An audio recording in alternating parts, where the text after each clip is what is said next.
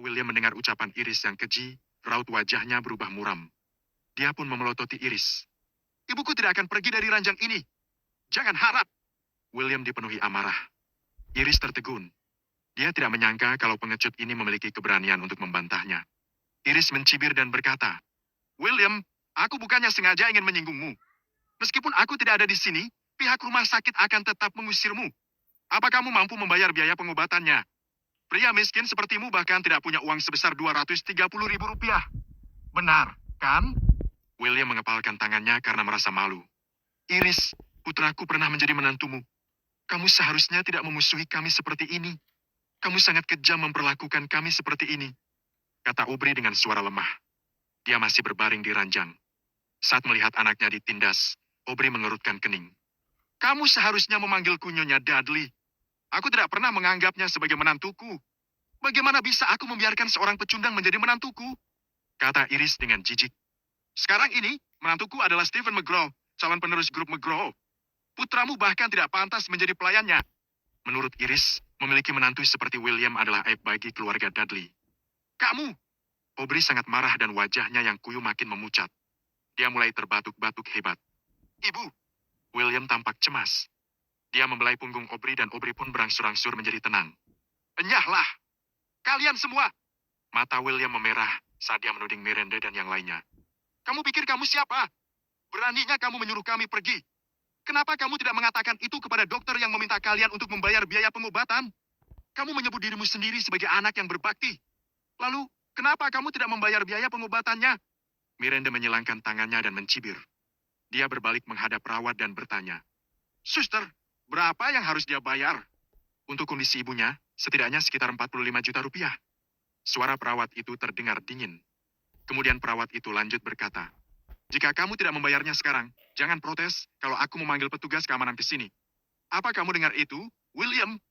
Jika kamu tidak membayar sekarang, kamu akan diusir. Miranda mencibir lagi. Suaranya terdengar kasar dan mencemooh.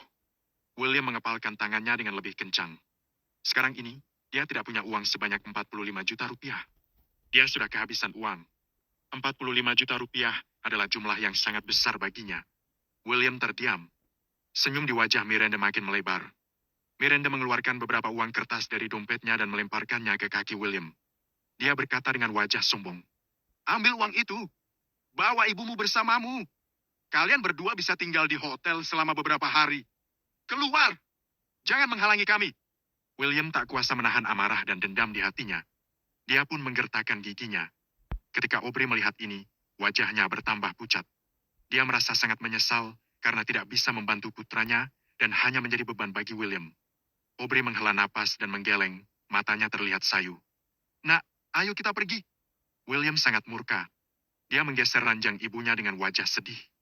Dia merasa sangat bersalah pada ibunya. Ibu, aku minta maaf. Aku tidak bisa menghentikan mereka. Mata William berkaca-kaca. Nak, ini bukan salahmu. Ayo, bertengkar dengan orang-orang ini hanya akan membuang-buang waktu saja. Baiklah. William mengangguk dan merasa tidak berdaya. Miranda merasa senang saat melihat penderitaan mereka. Dia merasa jijik saat mengingat kehidupan pernikahan mereka selama 2 tahun terakhir ini. Dia menikahi pecundang ini karena dipaksa oleh kakeknya yang tidak berpikiran jernih. Sekarang, kakeknya sedang sakit keras dan terbaring lumpuh. Berhubung kakeknya sudah tidak berkuasa lagi, Miranda akhirnya bisa melampiaskan kemarahannya tanpa halangan. Jangan lupa ambil uang yang kuberikan untukmu. Jangan biarkan ibumu kelaparan. William, sebagai mantan istrimu, aku telah melakukan yang terbaik. Setelah mengatakan itu, Miranda tertawa. William menahan amarahnya. Tanpa mengucapkan sepatah kata pun, dia mendorong kursi roda. Dia bersiap membantu ibunya duduk di kursi roda. Pada saat ini, terdengar suara yang nyaring. Aku yang akan membayar biaya pengobatannya. Kemudian, seorang wanita dengan perangai yang sangat baik berjalan masuk ke bangsal. Rambut indahnya menutupi bahunya, dan dia sangat cantik. Wanita itu adalah Eunice. William berhenti sejenak, menatapnya, dan bertanya-tanya mengapa Eunice ada di sini. Apa yang kamu katakan? Miranda tercengang saat melihat Eunice. Stephen yang berdiri di sebelah Miranda menatap Eunice. Stephen berpikir, dia sangat cantik. Miranda memang cantik, tetapi dia tidak sebanding dengan Eunice. Eunice lebih cantik dan elegan dibandingkan Miranda. Eunice tersenyum saat dia berkata kepada Miranda. Aku bilang, aku akan membayar biaya pengobatannya. Setelah mengucapkan itu, Yunus mengeluarkan kartu ATM dari tas jinjingnya. Dia menyerahkan kartu itu kepada si perawat. Ambil 225 juta rupiah dari sini. Jika tidak cukup, kamu bisa memintanya kepadaku. Perawat itu juga tercengang. Setelah beberapa saat, dia mengangguk berulang kali dan mengambil kartu ATM itu dengan tatapan gugup. Ini sudah lebih dari cukup. Sikap perawat itu sekarang sangat berbeda dengan sikap sombongnya sebelumnya. Itu adalah uang sejumlah 225 juta rupiah. Yang lainnya juga tercengang. Miranda dan Iris menatap Yunus dengan ternganga. Miranda kembali tersadar dan berkata, Nona, biar aku beri saran untukmu. William itu tidak berguna dan punya banyak utang. Jika kamu meminjamkan uang kepadanya, jangan harap kamu akan mendapatkannya kembali. Senyum di wajah Yunus bertambah lebar. Dia mengibaskan rambutnya dan menatap Miranda. Yunus berkata, Aku tidak minta Tuan Hank untuk mengembalikannya. Lagi pula, aku bisa memberikan uang kepada siapapun yang aku inginkan. Apa pedulimu? Suara Yunus tidak terdengar nyaring, tetapi bisa membuat Miranda merasa tertindas. Miranda merasa bingung dan bertanya-tanya sejak kapan William mengenal wanita ini. Yunus memberikan uang kepada William secara cuma-cuma. Miranda mencurigai kalau William berselingkuh saat mereka berdua masih menikah. Namun, dia segera mengenyahkan pikiran itu karena dia yakin William tidak cukup tampan untuk memikat wanita lain. Yunus langsung menghampiri William, bahkan tanpa melirik Miranda sedikit pun. Tuan Hank, bagaimana keadaan ibumu? William tidak mengira kalau Yunus sangat kaya. Dia baru saja memberinya 225 juta rupiah. Terima kasih. Dia sudah jauh lebih baik. Nona Walton, aku berutang banyak padamu. Jika bukan karenamu, ibuku dan aku pasti sudah diusir. William berterima kasih pada Yunus dengan tulus. Tanpa bantuan Yunus, dia dan ibunya mungkin akan menjadi tunawisma. Tidak masalah. Kamu telah menyelamatkan kakekku. Aku yang seharusnya berterima kasih padamu. Yunus tersenyum. Di pintu bangsal, Miranda, Iris, dan Stephen terlihat cemberut. Mereka tidak lagi berminat untuk tinggal di rumah sakit ini.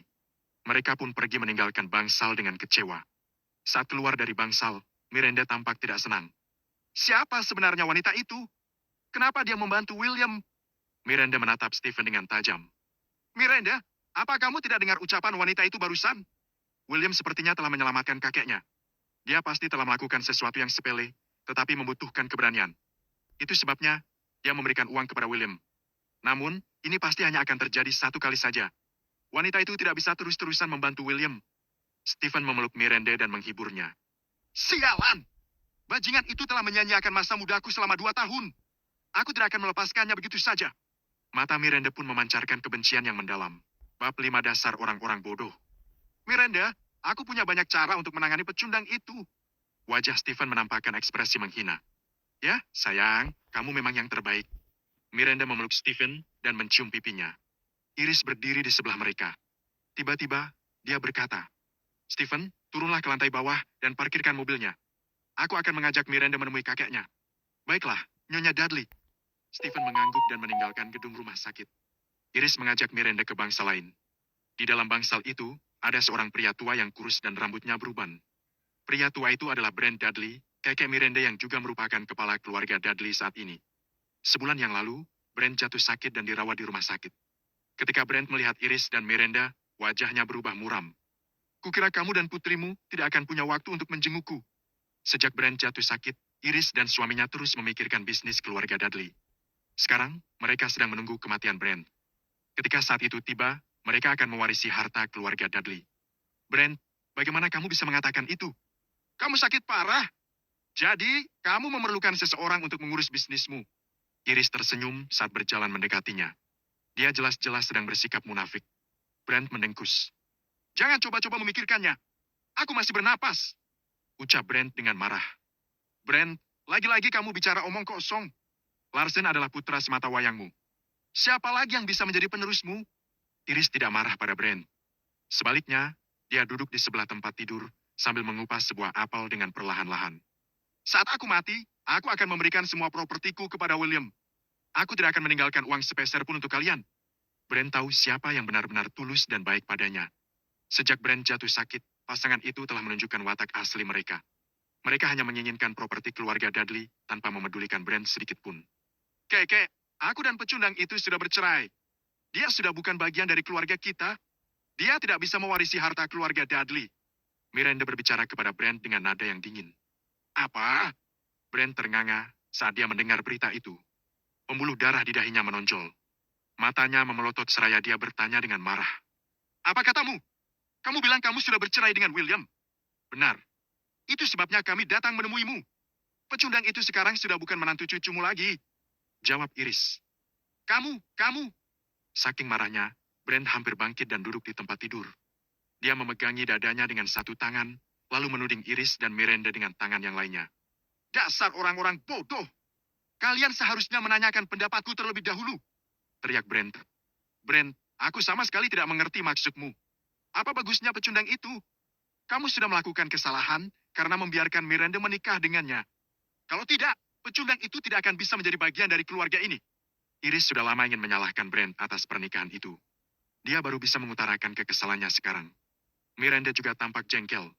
Itu benar. Aku sama sekali tidak menyukai pecundang itu. Keke, dia sangat pengecut. Bagaimana mungkin dia layak menjadi suamiku? Keluar dari sini. Kalian berdua, keluar. Brent mengempaskan keranjang buah di meja samping tempat tidurnya dan berteriak. Brent, aku hanya menyampaikan beritanya kepadamu. Miranda dan pecundang itu telah bercerai. Tidak ada gunanya menjelaskan apapun kepadamu. Iris meraih tangan Miranda dan hendak meninggalkan bangsal. Sekarang, Iris hanya tinggal menunggu kematian Brent. Begitu Brent mati, harta keluarga Dudley akan menjadi milik mereka. Kamu akan menyesali keputusanmu. Ingat perkataanku. Kamu akan menyesalinya. Aku yakin itu. Brent berteriak marah. Iris mengabaikan Brent dan meninggalkan bangsal itu. Iris menggelengkan kepalanya. Iris menggumam. Dia hanya seorang pecundang. Memangnya apa bagusnya dia sampai-sampai kita harus menyesalinya?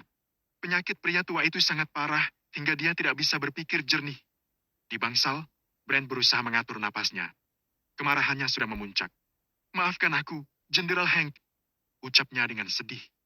Brent mengingat peristiwa yang terjadi 20 tahun yang lalu. Saat itu, Brent masih tergabung dalam satuan militer. Dia adalah seorang kolonel yang bertugas di zona perang Gerbang Utara. Ketika Brent pensiun, Tristan menyerahkan seorang anak kepadanya dan berkata, Brent, Troy, kita telah berjuang bersama selama bertahun-tahun. Istriku tewas di tangan musuh di garis perbatasan. Sekarang, aku sendirian dan area perbatasan tidak pernah berada dalam keadaan damai. Sebagai panglima tertinggi, aku harus tinggal di sini. Aku tidak punya waktu untuk merawat putraku. Aku hanya mempercayakan putraku pada kalian berdua. Saat perang selesai, aku akan mendatangi kalian dan membawanya pulang. Namun, ingatlah ini. Musuhku terlalu banyak. Jadi, kalian harus merahasiakan identitas putraku. Sebagai ayahnya, aku berutang banyak padanya. Kita akan bertemu lagi saat musuh sudah dikalahkan. Dengan demikian, Brent dan Troy membawa William ke Gani Barat. Mereka tidak pernah mengungkapkan kebenaran tentang identitas William kepada siapapun. William adalah putra tunggal Tristan Hank, pejuang terhebat di Gerbang Utara. Troy menjadi ayah angkat William. Sayangnya, dia meninggal beberapa tahun setelah kembali ke Gani Barat. Demi menjaga William dengan lebih baik, Brent menentang banyak orang dan mengatur pernikahan William dan Miranda. Namun, Brent tidak menyangka kalau hal ini malah merugikan William. Sekarang, Brent merasa sangat menyesal. Habislah kita. Keluarga Dudley akan binasa. Brent memejamkan matanya. Wajahnya menampakkan kesedihan yang mendalam. Dia berpikir, jika Tristan tahu bahwa putranya telah dipermalukan seperti ini, seluruh keluarga Dudley akan lenyap dalam sekejap. Kemurkaan sang penguasa perang pasti akan membawa bencana.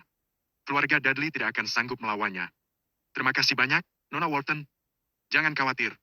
Aku akan mengembalikan uangmu. Di bangsal, William berbicara pada Eunice dengan penuh syukur. Kamu tidak perlu melakukannya, Tuan Hank. Uang itu tidak seberapa dibandingkan dengan nyawa kakekku yang telah diselamatkan olehmu. Eunice menggelengkan kepalanya. Setelah mengatakan itu, tiba-tiba Eunice teringat pada kondisi kakeknya. Eunice bertanya, Tuan Hank, bolehkah aku meminta waktumu sebentar? Kali ini, Eunice tampak serius. Tentu saja, William langsung menyetujuinya. Keduanya keluar dari bangsal dan tiba di pintu masuk rumah sakit. Saat itu, William melihat Miranda dan yang lainnya. Secara kebetulan, Stephen mengendarai mobil Mercedes-Benz mereka dan berhenti di depan Miranda. Miranda juga melihat William. Dia langsung memasang tampang murung. Apa kamu lihat itu, William? Calon suamiku jauh lebih baik darimu. Aku merasa sangat jijik saat memikirkan hari-hari yang kuhabiskan bersamamu. Sekarang, suasana hatiku sedang baik karena aku akhirnya berhasil menyingkirkan pecundang sepertimu. Sekarang, setiap hari aku tidak perlu lagi melihat wajahmu yang menyebalkan. Miranda mempermalukan William dengan kata-kata terkejam yang bisa dia pikirkan. Wajah William berubah muram. Dia tidak mengerti mengapa ada wanita sekejam itu di dunia ini. Eunice melirik Miranda dengan jijik. Dia mengeluarkan sebuah kunci mobil dari tas tangannya, dan menekan tombolnya. William mendengar suara alarm mobil. Lalu, lampu sebuah Ferrari 418 yang terparkir di pinggir jalan berkedip. "Mari kita pergi, Tuan Hank." Kemudian, Yunus menggandeng lengan William di depan semua orang dan berjalan ke arah Ferrari itu. Yunus berhenti di depan mobil itu. Matanya yang indah menunjukkan tatapan mencemooh. Dia melihat Miranda yang sedang kesal. "Nyonya, terima kasih karena sudah melepaskan Tuan Hank." Setelah berkata demikian, Yunus menyuruh William masuk ke Ferrari. Lalu, Ferrari itu segera melaju meninggalkan Miranda. Bab 6 Sikap Pedro. Miranda sangat marah. "Sial! Siapa wanita itu? Kenapa dia menolong pecundang itu? Apa yang dia lihat dalam diri pecundang itu?" Miranda berteriak pada Stephen. Stephen bingung. Dia berusaha menemukan jawabannya. Setelah berpikir sejenak, Stephen berkata, "Miranda, itu pasti hanya bualan belaka. William pasti membayar wanita itu untuk berpura-pura seperti tadi. Aneh sekali jika wanita itu benar-benar menyukainya." "Benar. Miranda, kita tahu betul seperti apa William yang sebenarnya. Tidak ada yang akan membantunya secara cuma-cuma. Itu pasti hanya sandiwara yang sengaja dipertunjukkan kepada kita." Iris mengangguk. "Bagaimanapun, aku tidak bisa menerima penghinaan ini. Sayang, kamu harus memberikan pelajaran kepada mereka." Miranda masih geram. Dia merengut pada Stephen. Ekspresi Stephen berubah dingin. "Jangan khawatir, Miranda. Aku mengenal seorang teman dari dunia hitam. Aku akan menelponnya sekarang juga dan memintanya untuk melumpuhkan bajingan itu." "Ya, sayang, aku mencintaimu." Miranda mengecup pipi Stephen dengan puas. Di sebuah kedai kopi, William dan Eunice duduk berhadap-hadapan. "Terima kasih karena telah membantuku lagi, Nona Walton." William sangat gugup ketika Eunice menggandeng lengannya barusan. Itu pertama kalinya dia digandeng oleh seorang wanita secantik Eunice. Meskipun pernikahannya bertahan selama 2 tahun, William tidak pernah satu kali pun menyentuh Miranda. "Tuan Hank, kamu bisa memanggilku Eunice. Semua orang yang mengenalku memanggilku seperti itu." Eunice menyesap kopinya dan tersenyum manis. Lalu, dia bertanya, "Apakah wanita itu mantan istrimu?" "Dia mengerikan sekali. Bagaimana dia bisa begitu jahat kepadamu?" William diam sejenak. Dia tidak mau membicarakan tentang Miranda. "Omong-omong, Nona Walton, maksudku, Eunice, apa yang ingin kamu bicarakan?" William tampak bingung. Ekspresi Eunice berubah serius saat dia hendak membahas tentang kakeknya. "Begini masalahnya, Tuan Hank. Kamu telah membantu mengobati kakekku hari ini. Namun, Dokter Ritter mengatakan bahwa penyakit kakekku belum sembuh, sehingga kakekku masih perlu dioperasi. Aku ingin tahu, apa kamu punya cara lain untuk menyembuhkannya?" William memikirkan jawabannya. Menurut ingatan di benaknya, penyakit Pedro bisa disembuhkan. Masalahnya, William baru memahami dasar-dasar ajaran Dewa Rangel. Dia perlu meningkatkan kemahirannya sebelum menyembuhkan Pedro. Eunice mulai khawatir karena William hanya terdiam. "Apakah tidak ada cara lain?" tanyanya. William segera berkata, "Aku bisa menyembuhkan kakekmu, tetapi aku butuh beberapa hari untuk mempersiapkan diri." Eunice sudah beberapa kali membantunya. Jadi, William merasa berutang budi padanya. Dia harus membalas kebaikan Eunice. "Berapa lama waktu yang kamu perlukan?" Mata Eunice berbinar-binar begitu dia mendengar jawaban William. "Sekitar 2 atau 3 hari. Berikan nomor teleponmu kepadaku. Aku akan menghubungimu saat aku sudah siap." William tampak tenang. Dalam 2 atau 3 hari, dia mungkin sudah bisa menyerap pengetahuan dalam pikirannya. Eunice menghela napas lega. Ternyata, waktu yang dibutuhkan lebih singkat daripada dugaanku. Kakekku hanya perlu menunggu sebentar, pikirnya. Eunice berdiri dan berkata dengan tulus, "Terima kasih, Tuan Hank. Jika kamu bisa menyembuhkan kakekku, aku akan menunjukkan rasa terima kasihku dengan cara yang pantas. Nona Walton, aku berutang banyak padamu. Kamu sudah sering membantuku. Seharusnya, aku yang berterima kasih kepadamu." Setelah tinggal bersama keluarga Dudley selama bertahun-tahun, William telah menjadi orang yang berhati peka. Rasa hormat yang ditunjukkan Eunice kepadanya telah membuatnya merasa kewalahan. Di rumah sakit Harmony, di bangsal, Pedro setengah bersandar di ranjangnya sambil memegang sebuah buku. Saat itu, Lance berjalan masuk. Pedro menatapnya dan bertanya, "Apa Nona Walton baik-baik saja?" "Ya, Nona Walton baik-baik saja." Lance mengangguk dengan hormat. "Apa kamu sudah memeriksa latar belakang pemuda itu?" tanya Pedro.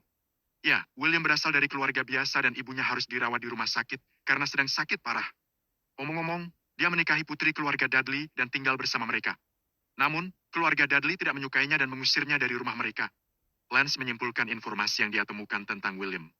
Pedro mengernyitkan dahinya. Dia berasal dari keluarga biasa dengan ibu yang sakit. Selain itu, dia seorang menantu matri lokal yang diusir oleh keluarga Dudley. Gumamnya. Fakta-fakta ini sudah cukup membuktikan bahwa William hanyalah seorang pria biasa, bahkan sama sekali tidak istimewa. Sepertinya, Aku menganggap pemuda ini terlalu hebat. Pedro menggeleng dengan kecewa. Sepertinya, aku tidak bisa mengharapkan William untuk menyembuhkan penyakitku, batin Pedro. Tuan Walton, mungkin kamu harus mengingatkan Nona Walton agar tidak terlalu dekat dengan William. Lance memberi saran dengan hati-hati. Pedro menggeleng. Itu tidak perlu. Eunice adalah gadis yang baik hati dan pandai menilai seseorang. William hanya seorang pria biasa. Itu tidak berarti bahwa dia adalah seorang penjahat. Baiklah. Lance mengangguk. Tidak lama setelah percakapan itu berakhir, Eunice dan William tiba di rumah sakit. Kakek, aku telah berbicara pada Tuan Hank. Dia berkata bahwa dia bisa menyembuhkan kakek. 2 hari lagi, dia akan datang untuk mengobati kakek. Eunice duduk di samping Pedro sambil tersenyum. Pedro terkekeh-kekeh. Eunice, itu tidak perlu. Dr. Alfred akan tiba di Ganibara 2 hari lagi. Dia sendiri yang akan mengerjakan operasiku. Kenapa kakek memilih untuk dioperasi? Operasi itu sangat berisiko. Lagi pula, Tuan Hank mengatakan bahwa dia bisa menyembuhkan kakek tanpa operasi. Keterampilan medisnya sangat hebat. Berkat dia, keadaan kakek menjadi jauh lebih baik. Eunice bingung. Pedro berkata, Eunice, aku tahu kamu bermaksud baik. Lance baru saja memeriksa latar belakang William dan mendapat bahwa dia hanya seorang pria biasa. Saat ini, ibunya sedang terbaring sakit. Jika keterampilan medisnya begitu baik, kenapa dia tidak menyembuhkan ibunya terlebih dahulu? Tentu saja, aku tidak bermaksud meremehkannya. Wajar saja jika anak muda merasa sedikit sombong. Pedro sedikit kesal. Dia tidak menyangka kalau William akan membuat janji seperti itu. Oleh karena itu, Pedro mulai berpikiran buruk tentang William. Pedro tidak peduli mengapa William membuat janji seperti itu. Eunice mulai sedikit cemas. Kakek, percayalah padaku sekali ini saja. Tuan Hank tidak seperti yang kakek pikirkan. Dia tidak menyangka kakeknya akan berpikiran seperti ini. Kalau begitu, biarkan aku bertanya padamu, Eunice. Kenapa William tidak menyembuhkan ibunya dengan keterampilan medisnya yang luar biasa? Lagi pula, William seharusnya sudah menjadi kaya jika dia memang begitu terampil. Kenapa dia diusir dari keluarga Dudley dan akhirnya jatuh dalam kemiskinan? Serangkaian pertanyaan itu membuat Eunice bingung. Eunice mulai bertanya-tanya dalam hatinya. Itu benar. Kenapa? Apa dia berbohong kepadaku? Tidak, kakek. Firasatku mengatakan bahwa William bukan pembohong. Ujar Eunice dengan tegas. Sesekali, kamu mungkin akan bertemu orang jahat di kehidupanmu. Eunice, kamu terlalu mudah percaya pada orang lain. Kata Pedro sambil menggeleng. Setelah berpamitan pada Eunice di kedai kopi, William bergegas kembali ke apartemen sewaannya. Dahulu, dia memiliki sebuah apartemen kecil, tetapi dia menjualnya dengan harga murah demi biaya pengobatan ibunya. Sekarang, dia hanya bisa menyewa apartemen sederhana dengan 1 kamar. Di kamarnya, William memejamkan matanya. Akhirnya, dia punya waktu untuk mencerna sejumlah besar pengetahuan dalam pikirannya. Bab 7 menyelamatkan nyawa.